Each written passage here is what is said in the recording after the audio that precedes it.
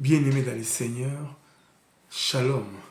Nous qui sommes du groupe Études bibliques, qui n'est pas une église, juste un groupe de bien-aimés qui aiment le Seigneur et qui aiment sa parole. Cependant, cette vidéo, je vais devoir le poster pour que d'autres personnes qui aimeraient s'associer à la pensée que je vais partager tout à l'heure, peuvent aussi s'associer à nous. Parce que nous voulons ouvrir cette fenêtre à tout le monde. Eh bien, ce n'est pas une exhortation, nous aurons le temps de les comprendre, mais je voudrais quand même vous faire remarquer une pensée qui est dans le livre de Genèse, chapitre 32, une histoire que nous connaissons, que nous partageons aussi assez souvent. C'est souvent nous partageons les versets 24, 26, même jusqu'au verset 32. Genèse chapitre 32, 24 jusqu'au verset 32e, ou même plus, ou même légèrement avant. Lorsque on nous relate, dans cette histoire, on nous relate les temps que Jacob a passé avec Dieu, où il a lutté avec Dieu. La Bible dit ceci au verset 24, Jacob demeura seul. Alors un homme lutta avec lui jusqu'au lever de l'aurore. Voyant qu'il ne pouvait les vaincre, cet homme le frappa à l'emboîture de la hanche. Et l'emboîture de la hanche de Jacob s'est démise pendant qu'il luttait avec lui. Et il dit, laisse-moi aller car l'aurore s'élève. Et Jacob répondit, je ne te laisserai point aller que tu m'aies béni. Il lui dit, quel est ton nom? Il répondit, Jacob. Il dit encore, ton nom ne sera plus Jacob, mais tu seras appelé Israël. Car tu as lutté avec Dieu et avec les hommes, tu as été vainqueur. Une histoire que nous connaissons très bien. Cependant, je voudrais nous faire une petite remarque. Cette histoire ou cette pensée doit normalement tirer sa source au verset 7. Versets 8, 9, 10, 11 du même chapitre. Je vais les lire. Jacob fut très effrayé, verset 7, et saisi d'angoisse. Voilà. Il partagea en deux camps les gens qui étaient avec lui, les brebis, etc. et les bœufs. Le verset 9, j'ai fait une lecture kangourou à cause du temps. Jacob dit, Dieu, écoutez très bien, verset 9. Il dit, Dieu de mon père Abraham, Dieu de mon père Isaac, l'Éternel qui m'a dit, retourne dans ton pays et dans le lieu de naissance, et je te ferai du bien. Jacob a pris la résolution de lutter avec Dieu au verset 24 parce qu'il avait une promesse. C'était sur base de la parole du Seigneur que Jacob s'est mise dans cette condition. Lorsque nous continuons la lecture, la Bible dit, je vais essayer de l'expliquer quelque part, Jacob a conjugué une attitude que nous allons des fois devoir peut-être faire allusion rapidement. Donc nous voyons que Jacob est parti sur base de la parole. C'est ce que nous faisons dans notre groupe études bibliques. Nous voulons connaître la parole pour agir sur base de la parole. C'est alors, non seulement nous agissons, mais Dieu aussi se met en œuvre lorsque nous le confrontons à sa parole. L'homme qui a apparu à Jacob, on appelle ça la théophanie, la manifestation de Dieu dans l'Ancien Testament, donc de Jésus. Donc Dieu ne pouvait pas se manifester, ou Jésus ne pouvait pas apparaître à Jacob si Jacob n'avait pas ses soubassements. C'est Dieu qui a recommandé à Jacob de s'en aller de là-bas pour aller dans son pays. Et sur base de cette promesse, il s'est appuyé pour prier jusqu'à ce que la visitation est arrivée. Et une deuxième observation, Jacob avait reçu la recommandation du Seigneur pour retourner. Cependant, cela ne l'a pas empêché de trembler devant son frère Ésaïe. Ça veut dire que les promesses que nous recevons de Dieu ne nous empêchent pas, par un moment humainement parlant, de paniquer. Les promesses que nous avons reçues de Dieu, c'est ce qui est notre base de foi. Mais ça n'empêche, sur le chemin de la vie, alors que nous avons les promesses, nous pouvons aussi hésiter. Nous pouvons aussi, par moment, commencer à réfléchir, à se poser des questions. Est-ce que je l'avais bien reçu? Est-ce que je l'avais bien écouté, etc. Donc Jacob, lorsqu'il a reçu la recommandation, il a commencé le voyage. C'est pendant le voyage, il a entendu dire, les messagers lui dire, écoutez Jacob, ton frère se prépare à ta rencontre. Il a paniqué. Mais dans sa panique, il est retourné vers la personne qui avait fait la promesse pour lui rappeler ses promesses. Et voilà la suite jusqu'au verset 24. Et nous voyons au point où Dieu, à cause de cela, on lui a rappelé, il est venu vers Jacob et jusqu'à ce que, comme résultat, Jacob a été transformé à Israël. Pourquoi j'ai dit ces textes? Nous aurons le temps, vraiment, si Dieu le permet, de nous étaler dans ces textes. Lorsque nous arrivons au verset 24, à cause de la situation que Jacob avait, des grands défis, bien aimé, il y a des moments dans la vie où, lorsque nous nous rendons compte des défis qui est devant nous, de la responsabilité qui est nôtre en tant que parents, pour l'avenir de nos enfants, pour l'avenir de mon épouse, pour l'avenir de ma femme, pour l'avenir de mes parents, etc., etc., ou même pour mon propre bien, bien aimé, on s'impose une rigueur où on se sacrifie même la meilleure chose que nous pouvions avoir. La Bible, lorsque nous lisons, Jacob, il a dit, tu m'as promis de retourner pour que tu me fasses des biens. Dieu a promis à toi et à moi qu'il nous fera des biens. Cependant, nous avons comme l'impression que nous sommes distancés de ces biens. Et lorsque Jacob s'est rendu compte que cette situation-là, son bien, passez-moi l'expression, avait les tendances de tanguer ou de perdurer ou de perturber un peu, la Bible dit non, non, non. Je vais sacrifier ce qui est meilleur pour moi. La Bible dit il demeura seul. Et lorsque vous lisez l'histoire de Jacob, il a travaillé pendant 14 ans pour avoir sa femme qui s'appelle Rachel. Rachel représentait tout pour Jacob. Il était prêt, mais à ce stade-là, il est resté seul. Donc il a sacrifié Rachel. Il a sacrifié même Léa qui lui a donné beaucoup d'enfants. Il a sacrifié même ses enfants bien-aimés. Tu vois, Rubens, Joseph, je ne sais pas si Joseph était né, excusez-moi, je n'ai pas vérifié, mais tous ces enfants bien-aimés, il les a sacrifiés à la naissance, il les a mis à l'écart pour se mettre seul face à celui qui lui a fait la promesse.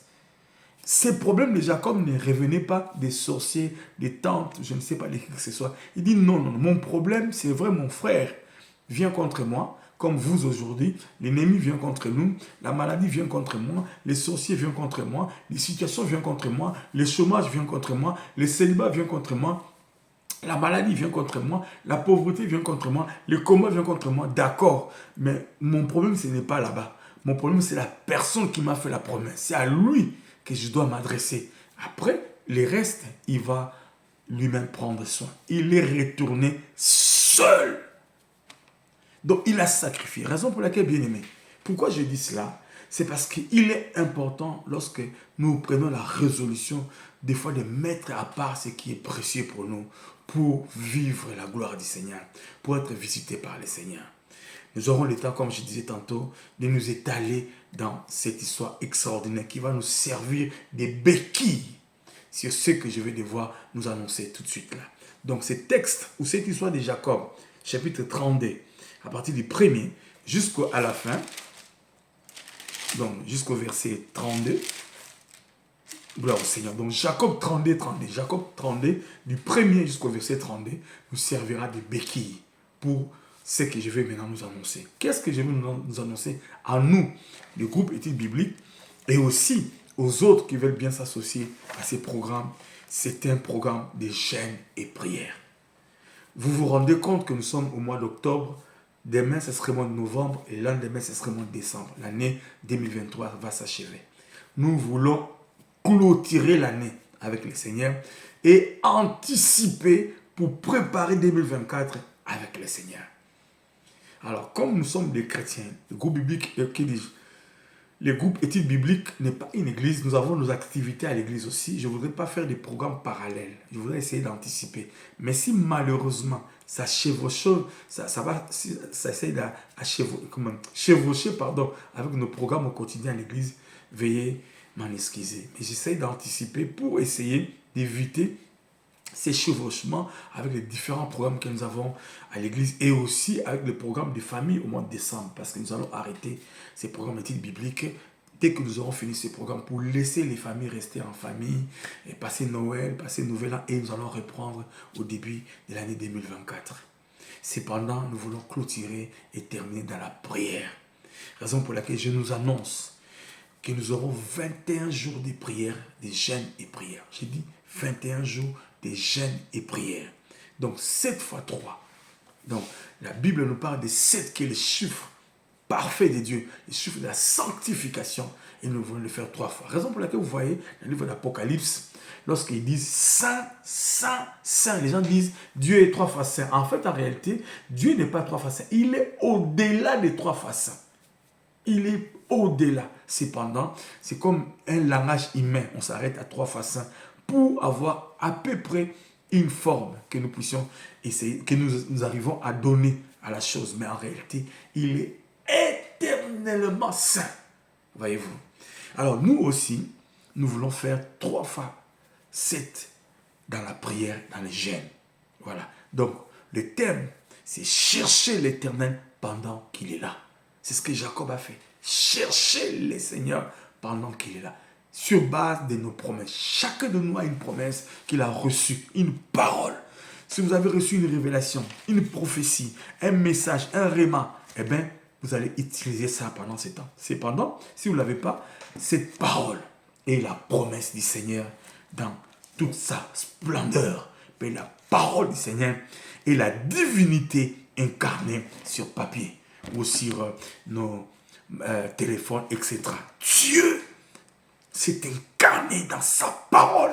Et lorsque nous allons présenter à Dieu sa parole, bien aimé dans le Seigneur, il va se manifester comme cet homme qui s'est manifesté dans la vie de Jacob. Voilà, c'est ça la pensée que je voulais nous transmettre. Alors, nous allons commencer ces programmes le 20 novembre. Donc, préparez-vous, on a encore le temps, le 20 novembre.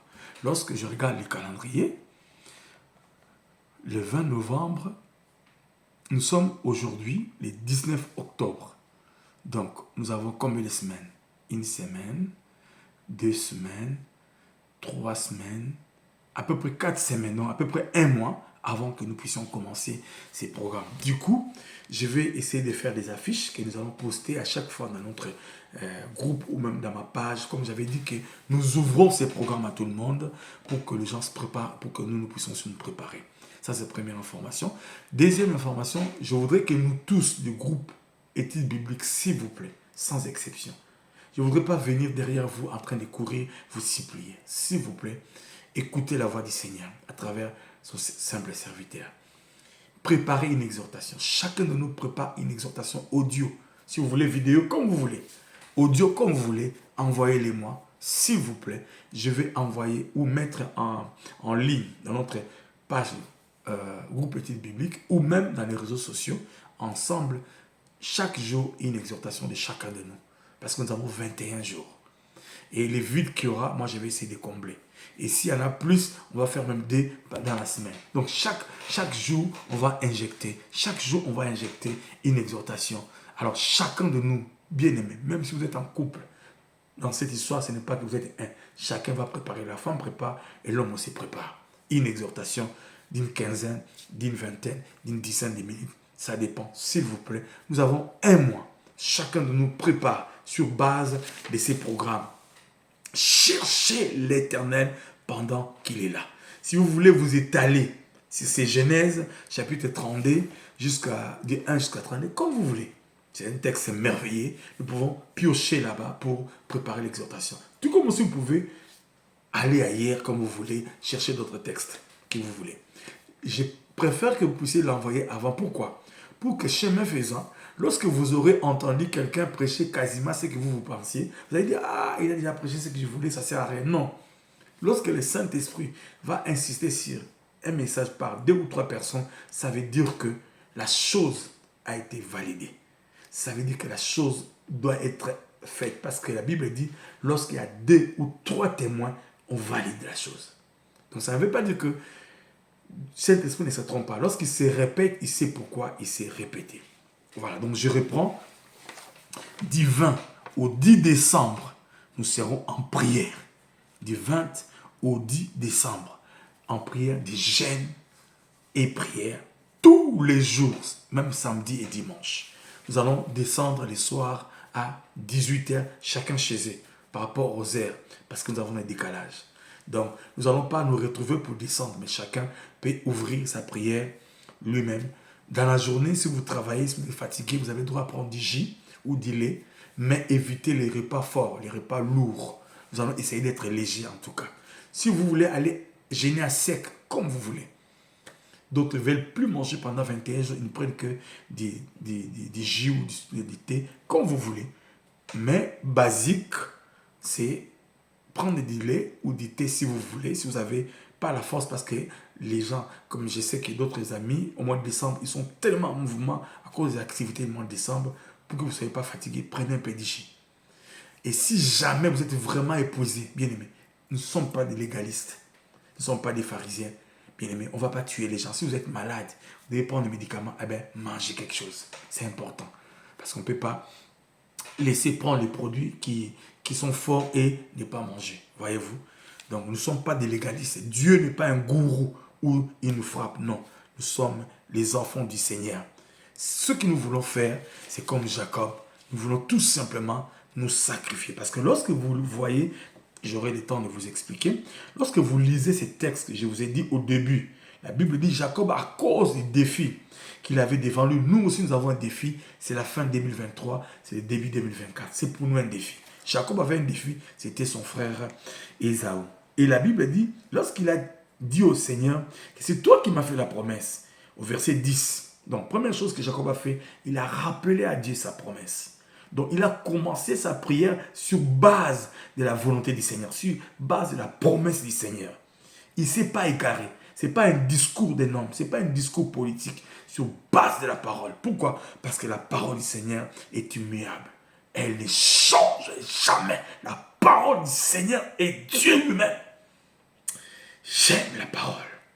Deuxième attitude, lorsque vous arrivez au verset 10, la Bible dit, je suis trop petit pour toutes les grâces. Donc il reconnaît que tout ce qu'il a reçu de Dieu, il ne le méritait pas. C'est une attitude d'humilité. Jacob s'est humilié alors qu'il avait la promesse. Mais il a dit, même si j'ai la promesse, je ne le méritais pas. Ce serait notre attitude.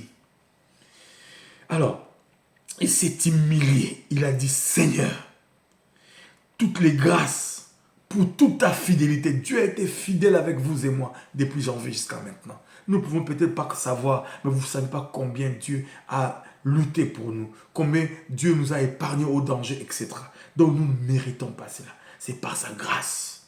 Même lorsque nous venons vers lui, c'est par sa grâce. C'est ce qu'il a dit au verset 10. Et au verset 11, maintenant il dit, délivre-moi.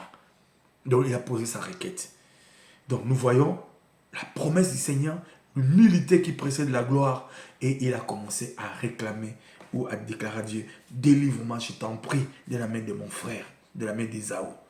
Car je crains qu'il vienne et qu'il me frappe avec la mère et les enfants. Voyez-vous? Donc c'est ce que nous allons faire au Seigneur.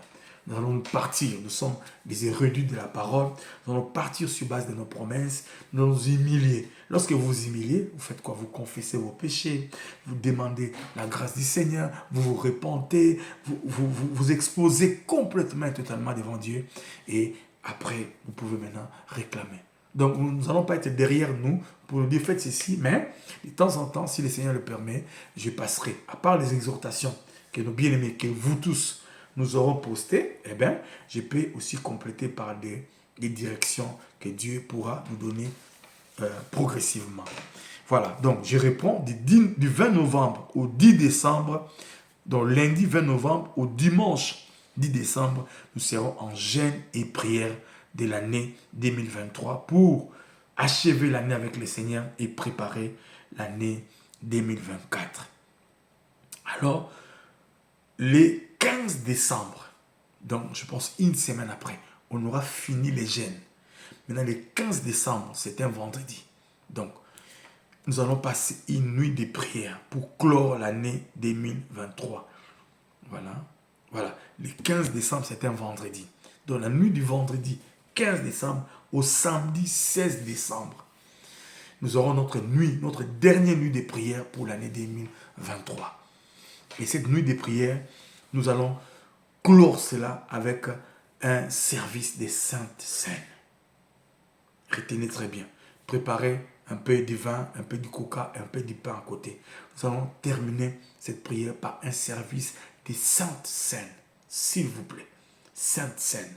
Nous allons, pendant ces 3 heures de prière, nous aurons 3 heures de prière. Si Dieu le permet, je serai moi-même en train de diriger ça, ou je vais demander les services des autres. Je suis en train de réfléchir comment le Seigneur va nous conduire. Et nous allons terminer par la Sainte Seine et nous allons sceller l'année 2023 avec le Seigneur et sceller l'année 2024 avec le Seigneur. Parce que la Bible, lorsqu'il ouvre une porte, personne ne la ferme. Et lorsqu'il ferme, personne ne l'ouvre. Je voudrais tout simplement demander un dernier geste prophétique que nous allons poser.